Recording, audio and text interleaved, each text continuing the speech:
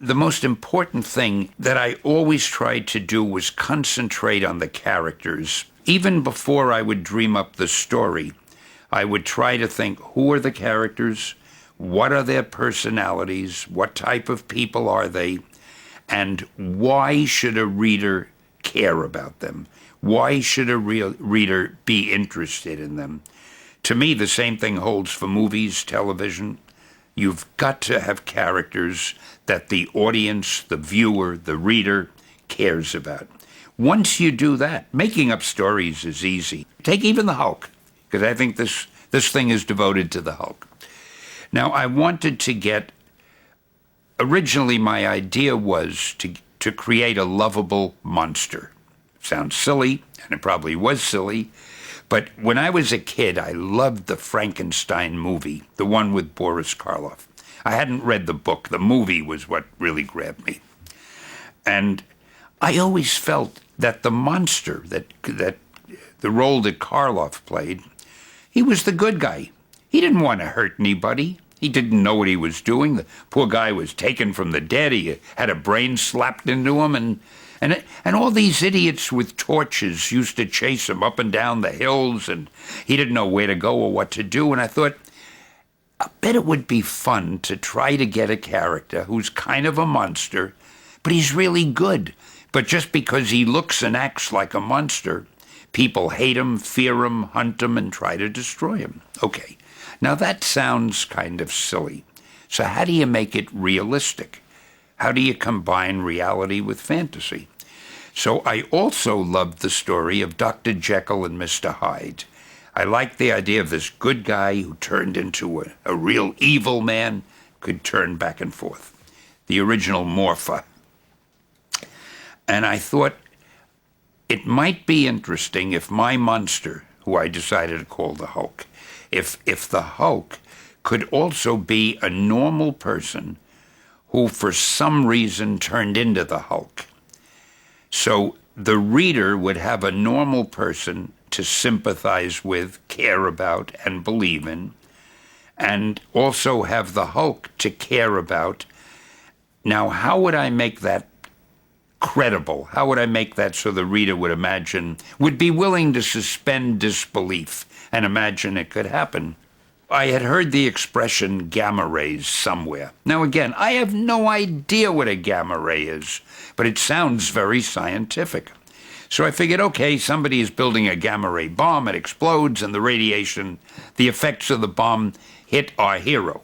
Now to make him a hero, Bruce Banner, to make him a hero, he has to do heroic things.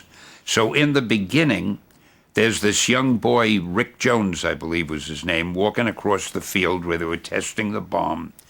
And this idiot Jones didn't know there was a bomb being tested, and he'd have been killed. So our hero, Bruce Banner, sacrifices his own life to run out, save the kid. He throws himself on top of the kid. The bomb explodes. He gets hit by the radiation. Now, it's silly, but if you're willing to go along with the story and accept it, I felt, okay, I was willing to believe it. Why wouldn't the reader?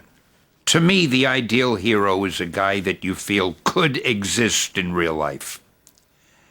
And a guy that if he or she did exist in real life, you would like to know them or be friends with them.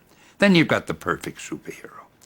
I mean, who wouldn't want to pal around with the Incredible Hulk? I mean, you wouldn't care what neighborhood you were walking down in, unarmed, if he was walking at your side. When I wanted to do that character, I thought to myself, how can I give him a costume? I'm going to be drawing a big monster. No monster is going to go out and put on a costume. But I knew that the kids like costumes. So I figured I'll do the second best. I'll give him a different color skin. Maybe that'll be the equivalent of a monster. Well, what color would I use? I figured maybe a mysterious-looking gray would be nice. Gray is kind of spooky and depressing and mysterious. So in the first issue, we colored him gray. But what happened was, for some reason, the printer had difficulty printing that gray color. And on some pages, he was light gray. On some pages, he was dark gray. On some pages, he looked almost black. And I figured, we can't have a hero whose skin color changes all the time. So I called the printer, hey, what colors can you print with no trouble? They said, oh, any of them. It's just gray is a little bit of a problem. So I thought, okay, what color isn't being used at the moment? And I figured, I can't think of any green characters. We'll make them green. I mean, it was just as casual as that. And it turned out to be a great choice because, as I mentioned sometime earlier, I love advertising and I love catchphrases.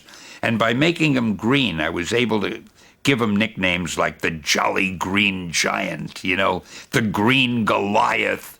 So I'm very glad we made him green. My memories of the TV series are all very pleasant. The series was directed, and the first one was written, and maybe some of the others were written, by Ken Johnson, who to me is one of the most brilliant TV director-writers. And Ken and I had a few discussions before starting the live-action series. As you know, in the book, people have always said to me, don't you resent the fact that he was changed a little bit in the series? Hell no, every change was an improvement. You can't exactly replicate anything from one form of the media to the other. Things that work perfectly in comics won't work perfectly in movies. When I wrote the Hulk as a monster in comics, I had him talk the way a corny guy like me would figure a monster would talk. Me Hulk, me crush, things like that. So Ken said, hey, I'm not going to have him talk in the TV series. That would sound corny. He was 100% right. I didn't argue with him. I was glad he was smart enough to know not to do that kind of ridiculous dialogue for the movie series. Another very clever thing he did. If you remember the series, you only saw the Hulk for a few minutes in the beginning of the show and a few minutes at the end of the show. They made it the kind of show that adults would enjoy because the part with Bill Bixby was very realistic.